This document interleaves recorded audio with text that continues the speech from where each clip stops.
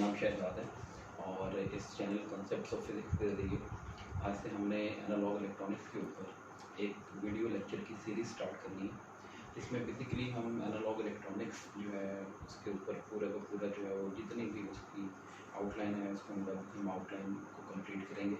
सबसे पहले इसमें हम सर्किट एनालिसिस स्टार्ट करेंगे।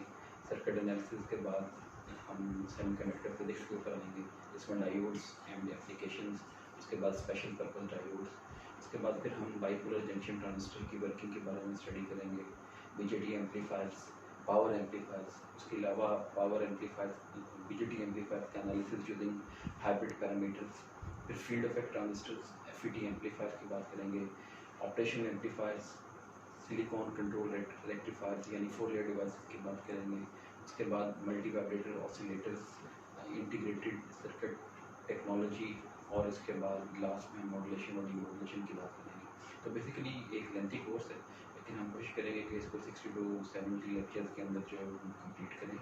तो बेसिक हम स्टार्ट करेंगे सर्किट एनालिसिस से।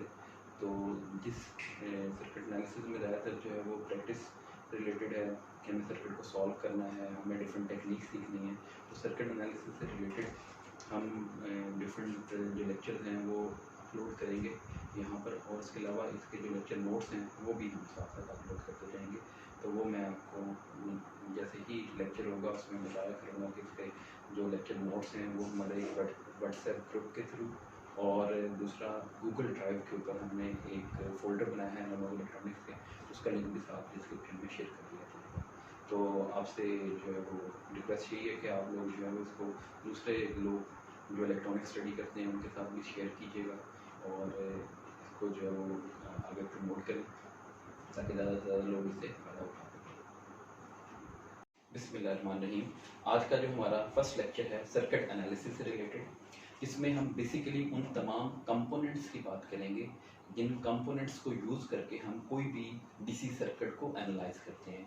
बेसिकली सर्किट एनालिसिस में हम दो तरह के सर्किट्स, डीसी सर्किट्स और एसी सर्किट्स को एनालाइज करते हैं, लेकिन इस स्टेज के ऊपर हम सिर्फ और सिर्फ डीसी सर्किट्स की बात करेंगे।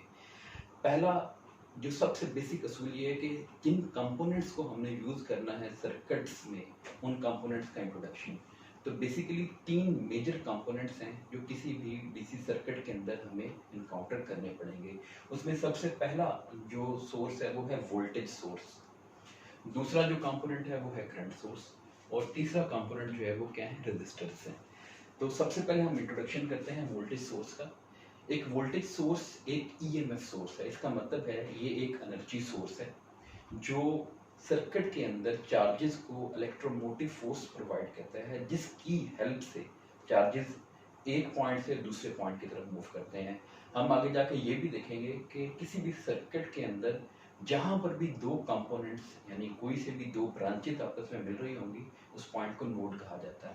तो इसका मतलब है इलेक्ट्रोमोटिव फोर्स ज़रूरी है किसी भी सर्किट के अंदर किसी भी चार्ज को मूव करवाने के लिए। अब वोल्टेज सोर्स दो तरह के होते हैं। पहला वोल्टेज सोर्स जिसको आइडियल वोल्टेज सोर्स कहा जाता है, दूसरा जिसको प्रैक्टिकल वोल्टेज सोर्स कहा जाता है। वोल्टेज सोर्स के डिफरेंट सिंबल्स हैं, जैसे ideal voltage source, single cell battery का सिंबल, मल्टीपल सेल बैटरी का सिंबल। इसके अलावा वोल्टेज सोर्स को इस तरह से एक सर्किल की शेप में भी रिप्रेजेंट कर दिया जाता है, डीसी सोर्स अगर हो, और एसी सोर्स को जाहिर करने के लिए बीच में साइनोसॉइडल सिग्नल जो है वो लगाया जाता है। प्रैक्टिकल वोल्टेज सोर्स या डिपेंडेंट वोल्टेज सोर्स के लिए जो सिंबल यूज किया जाता है वो क्या है, डायमंड शेप का सिंबल या डायमंड शेप का सिंबल, और इसके अंदर एसी सिग्नल यानी साइनोसॉइडल सिग्नल लगा दें तो ये एसी सोर्स हो जाएगा। अब प्रैक्टिकल और आइडियल वोल्टेज सोर्स हैं, इन दोनों में यानी फ़र्क क्या है, इनकी वर्किंग में क्या डिफरेंस है। तो तीन मेजर चीज़ें। नंबर वन क्या है, इंटरनल रेजिस्टेंस, जिस पैरामीटर की बेस पे आप आइडियल और प्रैक्टिकल सोर्स को आपस में डिफरेंशिएट कर सकते हैं।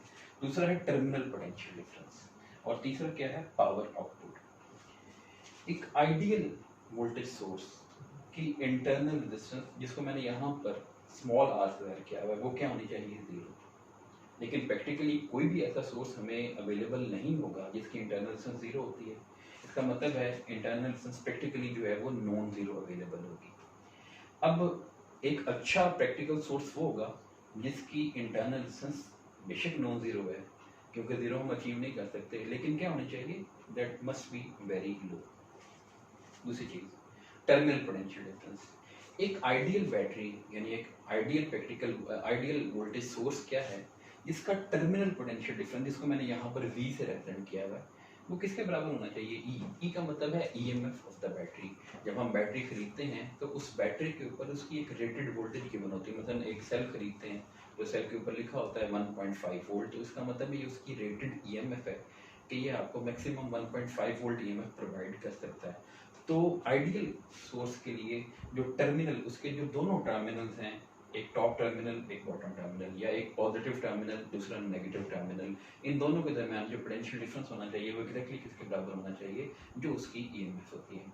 लेकिन प्रैक्टिकली अब आप देखेंगे, जब आप किसी भी बैटरी से करंट ड्रॉ कर रहे होंगे, यानी उससे करंट आप खींच रहे हैं किसी भी सर्किट को चलाने के लिए, तो उसका जो टर्मिनल पोटेंशियल डिफरेंस होगा वो EMF से क्या होगा, कम होगा। यानी 1.5 वोल्ट है, हो सकता है वो 1.45 वोल्ट दे रहा हो सकता है 1.48 वोल्ट दे रहा हो, बाकी जो कुछ नॉमिनल सा वोल्टेज होता है वो उसके इंटरनल रेजिस्टेंस के ऊपर ज़ाया हो जाता है। तो मैंने ब्रैकेट में सोर्स लिखा है, इस सोर्स का मतलब ये है कि इस वक्त ये जो बैटरी है, ये जो प्रैक्टिकल बैटरी है, ये सोर्स का काम कर रही है, यानी ये करंट प्रोवाइड कर रही है। कई दफ़ा आप ये भी देखते हैं कि हम एक बड़ी बैटरी से एक छोटी बैटरी को चार्ज करते हैं, उस वक्त उस बैटरी को सोर्स नहीं कहा जाता, जो बैटरी चार्ज हो रही होती है उसको क्या कहा जाता है, सिंक कहा जाता है। जैसे कि हम अपने मोबाइल की बैटरीज को या लैपटॉप की बैटरीज को चार्ज करते हैं, या जब पावर ऑन होती है तो उस वक्त वापडा के सिग्नल की हेल्प से आप यूपीएस की बैटरी को चार्ज करते हैं, तो उस वक्त करंट बाहर से बैटरी के अंदर दाखिल हो रहा है, उस वक्त उसका जो टर्मिनल पोटेंशियल डिफरेंस होता है वो EMF से कम नहीं होता, एक्चुअली में उससे क्या हो जाता है, ज़्यादा हो जाता है। और तीसरा है पावर आउटपुट। अगर आप एक फिक्स्ड लोड यानी एक फिक्स्ड वैल्यू का रेजिस्टर किसी आइडियल बैटरी के साथ लगाएं तो वो उसको कांस्टेंट पावर प्रोवाइड करता है फॉर इनडेफिनिट, यानी इसका मतलब है क़यामत तक अगर वो सर्किट कनेक्टेड है आइडियल बैटरी के साथ तो उसको कांस्टेंट पावर मिलती रहेगी। लेकिन प्रैक्टिकली ऐसा नहीं होगा। प्रैक्टिकली जैसे जैसे EMF कम होती जा रही है तो उसका मतलब ये होगा कि उसकी जो पावर आउटपुट होती है वो क्या होती रहती है, डिक्रीज करती रहती है। डिक्रीजेस फॉर फिक्स लोड बेशक आप कम या ज़्यादा ना करें, लेकिन पावर आउटपुट क्या होती जाएगी, कम होती जाएगी। यहाँ पर देखें EMF सोर्स को हमने बैटरी के साथ लगाया है, ये एक आइडियल EMF सोर्स है, तो इसके दोनों टर्मिनल एक अपर टर्मिनल जिसको मैंने A लेबल कर दिया है, लोअर टर्मिनल को मैंने B लेबल कर दिया है। इन दोनों के दरमियान जो पोटेंशियल डिफरेंस है, यानी मैं ये कहूँ अगर पॉइंट A का पोटेंशियल और पॉइंट B का पोटेंशियल, इन दोनों के दरमियान जो डिफरेंस लेंगे वो किसके बराबर होगा, E। अब ये एक करंट सोर्स के तौर पे काम कर रहा है, इसमें से एक करंट एमिट हो रहा है जिसको आप I कह सकते हैं। ये करंट इस एक्सटर्नल रेजिस्टेंस जिसको लोड कहा गया है यहाँ पर, जिसमें से पास कर रहा है। अब ओम्स लॉ के मुताबिक इस लोड के अक्रॉस जो पोटेंशियल डिफरेंस डेवलप हुआ है वो किसके बराबर है, IR, जिसको आप टर्मिनल पोटेंशियल डिफरेंस कह रहे हैं। तो इसका मतलब है जितनी EMF है उतना ही क्या है, टर्मिनल पोटेंशियल डिफरेंस है। अब ये देखें, आप I की वैल्यू बढ़ाते जाएं, लेकिन जो टर्मिनल पोटेंशियल डिफरेंस है वो ना तो बढ़ेगा ना ही टर्मिनल पोटेंशियल डिफरेंस कम होगा। टर्मिनल पोटेंशियल डिफरेंस बिल्कुल एक straight line parallel to current axis, इसका मतलब है आप इनफाइनाइट करंट भी ड्रॉ करवाएंगे आइडियल बैटरी से तो उसका टर्मिनल पोटेंशियल डिफरेंस कभी भी कम नहीं होगा। लेकिन अगर आप इसको देखें, यहाँ पर मैंने एक आइडियल बैटरी ये CMFE है, उसके साथ एक सीरीज में R स्मॉल रेजिस्टेंस, जिसको आपने क्या नाम दिया हुआ है, इंटरनल रेजिस्टेंस, वो अटैच की हुई है। इसका मतलब है ये एक प्रैक्टिकल बैटरी का मॉडल है। ये इसका मतलब है हमें बाजार से जो बैटरी मिलती है उसमें बेसिकली हमें तो ये दो टर्मिनल मिले हुए होते हैं, एक को A कह दें और एक को B कह दें, लेकिन उसके अंदर जो मॉडल मौजूद है उसके अंदर एक EMF सोर्स जो कि आइडियल EMF सोर्स है और उसके साथ सीरीज में एक इंटरनल रेजिस्टेंस लगी हुई है और उसके साथ आप फिर एक्सटर्नली एक लोड अटैच कर देते हैं। अब जाहिर सी बात है कि ये बैटरी मैक्सिमम कितना EMF प्रोवाइड कर रही है, E, लेकिन जब इसमें से एक करंट I इजेक्ट होगा तो जब वो करंट I इस इंटरनल रेजिस्टेंस में से पास करेगा तो इस इंटरनल रेजिस्टेंस के अक्रॉस वोल्टेज ड्रॉप होगा जिसको लॉस वोल्टेज कहा जाता है। तो अब आपको आउटपुट पे यानी इन दो टर्मिनल्स के दरमियान जो पोटेंशियल मिलेगा V, वो किसके बराबर होगा, I इंटू R। एक्चुअली में वो किसके बराबर है, E माइनस IR, यानी बैटरी का EMF उसमें से वो वाला वोल्टेज माइनस कर देना है जो इंटरनली ज़ाया होता जा रहा है। अब ये चीज जाहिर कर रही है जैसे जैसे आई की वैल्यू बढ़ेगी तो ये जो इंटरनली जाया होने वाला वोल्टेज है ये बढ़ेगा, और जब इंटरनल लॉस बढ़ जाएगा तो एक्सटर्नल टर्मिनल पोटेंशियल डिफरेंस क्या हो जाएगा, कम हो जाएगा। That means if I increases V decreases. Next है जी करंट सोर्स की बात करते हैं। करंट सोर्स भी दो तरह के होते हैं, एक आइडियल करंट सोर्स और दूसरा प्रैक्टिकल करंट सोर्स। जो आइडियल करंट सोर्स है उसका सिंबल ये, मैंने इसको आई एस कह दिया यानी सोर्स करंट कह दिया, और उसके साथ क्या लगा दिया है, एक लोड लगा दिया जिसको मैंने इस वक्त आर एल से सेट किया। इस केस में अगर आप देखें तो जो आई एल है लोड में से गुजरने वाला करंट वो बिल्कुल किसके बराबर है, आई एस के। इसका मतलब है करंट सोर्स की जितनी रेटिंग थी, अगर 10 एम्पेयर का करंट सोर्स है तो वो सारा का सारा 10 एम्पेयर किसको प्रोवाइड कर देगा, लोड को। तो आप देखें लोड की वैल्यू बेशक आप ज्यादा करते हैं या कम करते हैं, लेकिन लोड में से जो करंट पास करेगा वो हमेशा किसके बराबर होगा, आई एस के बराबर होगा। प्रैक्टिकली ऐसा नहीं होता। जो प्रैक्टिकल करंट सोर्स है उस प्रैक्टिकल करंट सोर्स में देखें आई एस, उसके साथ मैंने आर एस, इसको इंटरनल रेजिस्टेंस कहा गया। यहाँ पर उसको स्मॉल आर से जाहिर किया था ईएमएफ सोर्स के लिए, वो करंट सोर्स के लिए हम उसको आर एस कह देते हैं। अब इसके साथ ये दो टर्मिनल्स के दरमियान हमने क्या लगा दिया है, लोड रेजिस्टेंस लगा दिया है। अब होगा क्या कि इस बैटरी से जो करंट निकल रहा है उस करंट का नाम क्या है, आई एस। लेकिन जब ये करंट निकल के इस नोड पे पहुंचता है तो दो रास्ते हैं, एक रास्ता है इसकी इंटरनल रेजिस्टेंस के अंदर दाखिल होने का, और दूसरा रास्ता है ये एक्सटर्नल रेजिस्टेंस यानी कि लोड रेजिस्टेंस में दाखिल होने का। जितना कम करंट इधर सोर्स रेजिस्टेंस में जाएगा उतना ही ज्यादा करंट कहाँ पर जाएगा, लोड के पास। इसका मतलब आप ये कह सकते हैं कि एक्चुअली में जो सोर्स करंट है वो दो हिस्सों में डिवाइड हो रहा है। एक हिस्सा इधर दाखिल हो रहा है जो इंटरनल रेजिस्टेंस में है, और दूसरा हिस्सा वो है जो लोड में दाखिल होगा। जितना यहाँ पर करंट कम होगा उतना ही लोड के पास करंट ज्यादा होगा। तो मतलब आई एन की वैल्यू क्या होनी चाहिए, बहुत कम होनी चाहिए। तो जो आइडियल करंट सोर्स होता है उसकी इंटरनल रेजिस्टेंस कितनी होती है, इनफाइनाइट। अगर इंटरनल रेजिस्टेंस इनफाइनाइट होगी तो ये जो इंटरनल करंट होगा ये कितना हो जाएगा, जीरो। और अगर इंटरनल करंट जीरो होगा तो सारा का सारा करंट सोर्स से कहाँ पर चला जाएगा, लोड की तरफ चला जाएगा। तो प्रैक्टिकली आपके पास कोई ऐसा करंट सोर्स तो नहीं होगा जिसकी इंटरनल रेजिस्टेंस इनफाइनाइट हो, लेकिन ऐसा जरूर होगा जिसकी इंटरनल रेजिस्टेंस क्या होगी, बहुत लार्ज होगी। और लास्ट चीज है रजिस्टर। रजिस्टर में अगर आप देखें दो तरह के रजिस्टर होते हैं। रजिस्टर का क्या काम है, वोल्टेज को ड्रॉप करना, वोल्टेज को इस्तेमाल करना। अब रजिस्टर का मतलब एक्चुअली में ये नहीं होता कि बाकी की रेजिस्टेंस ही हमने लगाई हुई है। हो सकता है हम कोई बल्ब अटैच करते हैं, हो सकता है कोई फैन अटैच करते हैं, यानी कोई भी ऐसी चीज जिसने पावर को डिसिपेट करना है। तो रजिस्टर दो तरह के होते हैं, लीनियर और नॉन लीनियर। लीनियर वो होते हैं जिनमें वोल्टेज और करंट का ग्राफ जो होता है वो क्या होता है, स्ट्रेट लाइन होता है, और वो ओरिजिन में से पास करता है। यहाँ पर ओम्स लॉ जो है वो क्या है, वैलिड है। और नॉन लीनियर वो है जिसमें वोल्टेज और करंट के दरमियान ग्राफ जो होगा वो क्या होगा, एक नॉन लीनियर सी शेप होगी।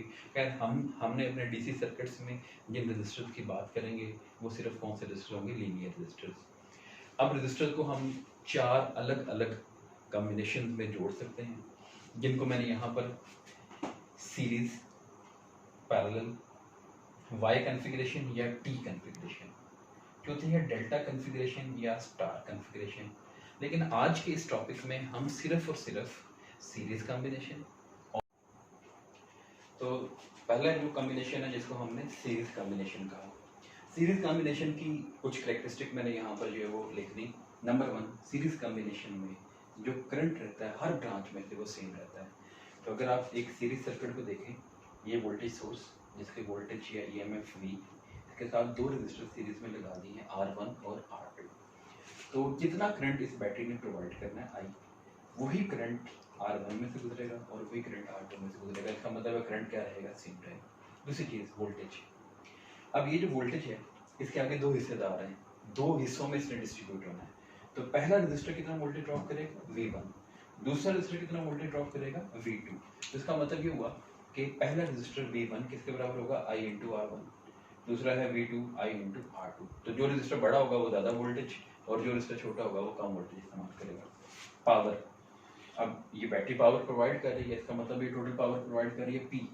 वो पावर जो है वो दो हिस्सों में डिस्ट्रीब्यूट हो जाएगी, एक हिस्सा R1 इस्तेमाल करेगा और दूसरा हिस्सा R2 इस्तेमाल करेगा।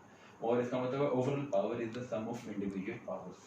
टोटल वोल्टेज, आपने टोटल वोल्टेज दिया V, जो दो हिस्सों में तकसीम हो गया, इसका मतलब है total voltage is the sum of individual voltages.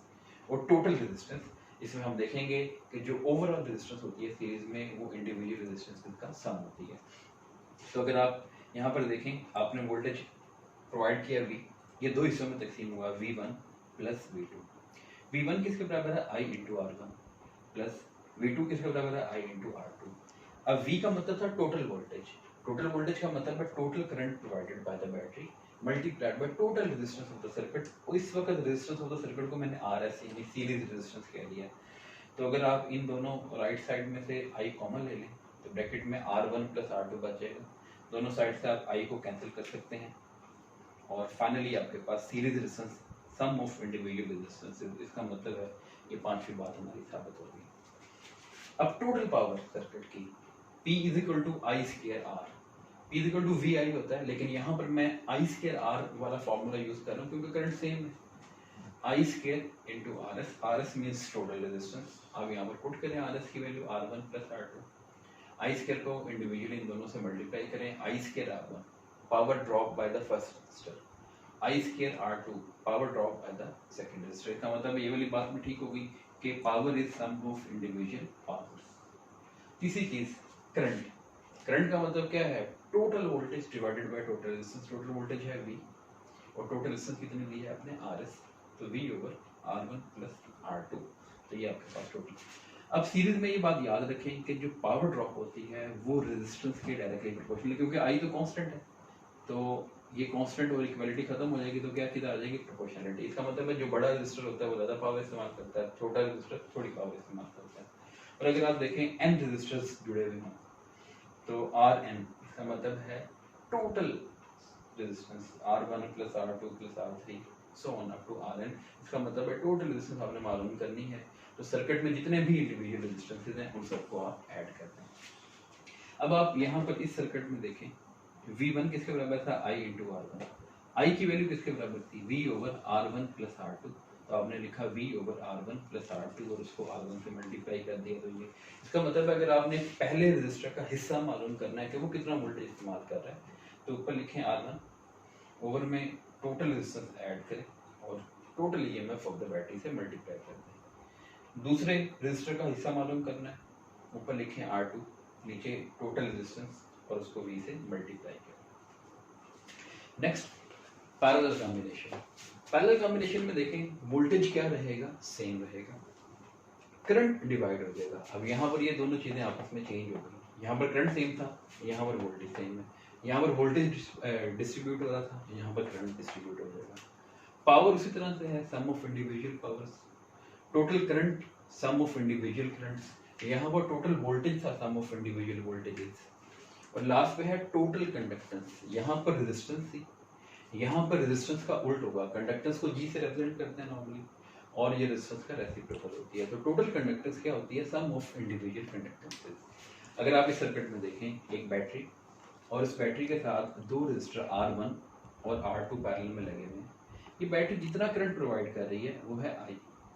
अब ये करंट जब इस नोड पे पहुंचता है तो आप देखते हैं यहाँ पर इस करंट को दो रास्ते दिखाई देते हैं, एक रास्ता है R1 में और दूसरा रास्ता है R2 में जाने का। इसका मतलब है I is distributed into two parts, I1 plus I2। I1 किसके बराबर है V ओवर R1, I2 किसके बराबर है V ओवर R2, और I का मतलब है टोटल करंट। तो total current means total voltage divided by total resistance. ये एक पैरेलल सर्किट है इसलिए मैंने इसकी रेजिस्टेंस को RP से ज़ाया कर दिया, RS से ज़रा डिफरेंशिएट करने के लिए।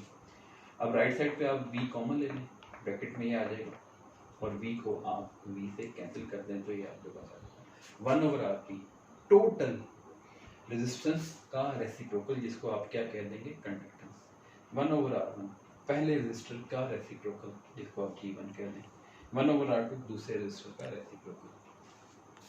पावर देखें, यहाँ पर मैंने इस्तेमाल किया I स्क्वायर R, यहाँ पर मैं इस्तेमाल कर रहा हूँ V स्क्वायर ओवर R, क्योंकि यहाँ पर वोल्टेज सेम है इसलिए मैंने V स्क्वायर ओवर R वाला फॉर्मूला यूज किया।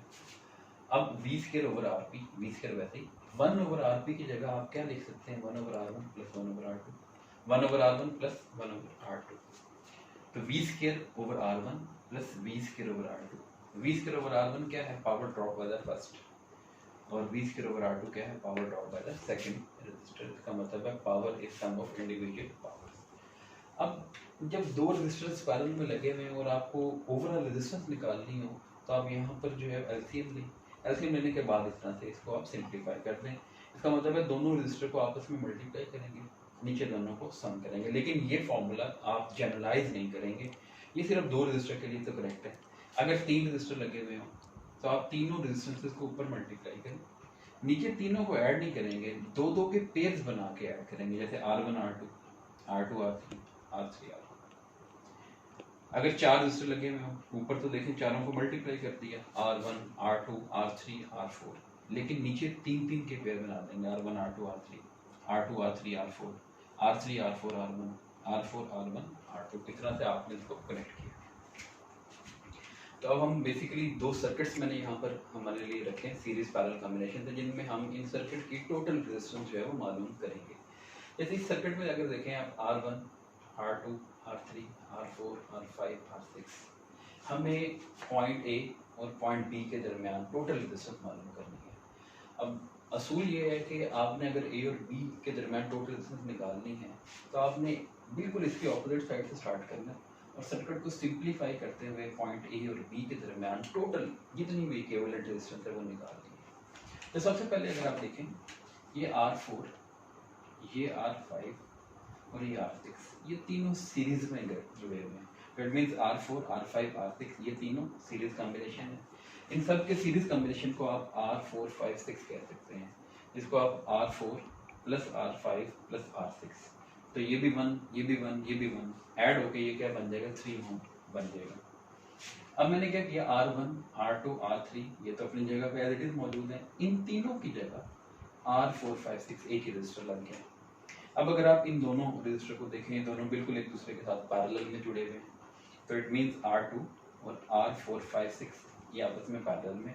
और पैरेलल में हमने देखा था जब दो रजिस्टर पैरेलल हो आप दोनों को मल्टीप्लाई करेंगे, ओवर में दोनों को सम करेंगे। लेकिन ये एक असूल याद रख लें कि दो रजिस्टर अगर पैरेलल में है और दोनों की वैल्यू एक जैसी है, जैसे इस वक्त R2 ये भी 3 ओम का है और ये R4 5 6 ये भी 3 ओम का है, तो इनकी जो इंडिविजुअल रेजिस्टेंस जब आप इन दोनों को पैरेलल में जोड़ेंगे तो वो हाफ हो जाएगी आपके पास। इसका मतलब है आप R2 और R4 5 6 इन दोनों को पैरेलल में जोड़ के इनकी जगह एक ही रजिस्टर R2 4 5 6 आपने लग दिया। अब अगर आप देखें R1 R2 4 5 6 R3 ये तीनों आपस में सीरीज में जुड़े हुए हैं, तो इट मींस ओवरऑल जो रेजिस्टेंस है इसके बराबर है R1 R2 4 5 6 R3। इन तीनों को सम अप कर देंगे क्योंकि सीरीज में इंडिविजुअल रेजिस्टेंस को सम अप करके टोटल रेजिस्टेंस ऐड की जाती है। तो R1 की वैल्यू 2 R4 5 2 4 5 6 1.5 ओम और R3 की वैल्यू जो है वो 6 ओम, ये टोटल इसकी इक्विवेलेंट रेजिस्टेंस आ गई। दूसरा सर्किट, इसमें देखें हमें ए और बी के दरमियान रेजिस्टेंस मालूम करनी है। तो अगर आप देखें ये R2 और R3 सीरीज में है, ये R4 और R5 आपस में सीरीज में है। इट मींस R4 और R5 को आप सीरीज में जोड़ लें, इसको R4 5 कह दें और वो किसके बराबर होगा, 2 ओम और 7 ओम दोनों को ऐड कर दिया। R2 और R3 ये दोनों सीरीज में है, आप इन दोनों को ऐड कर लें तो ये दोनों की रेजिस्टेंस 6 ओम और 3 ओम मिलकर कितनी हो जाएगी, 9 ओम। अब अगर आप देखें R2 3 और R4 5 ये दोनों आपस में एक दूसरे को पैरेलल कंसीडर किए जाएंगे। तो पैरेलल में आपने दोनों को मल्टीप्लाई करना है, ओवर में दोनों को सम करना है। लेकिन वही वाली बात कि दोनों रेजिस्टर बराबर हैं 9 9 के, तो ओवरऑल रेजिस्टेंस कितनी हो जाएगी, 9 का हाफ हो जाएगी।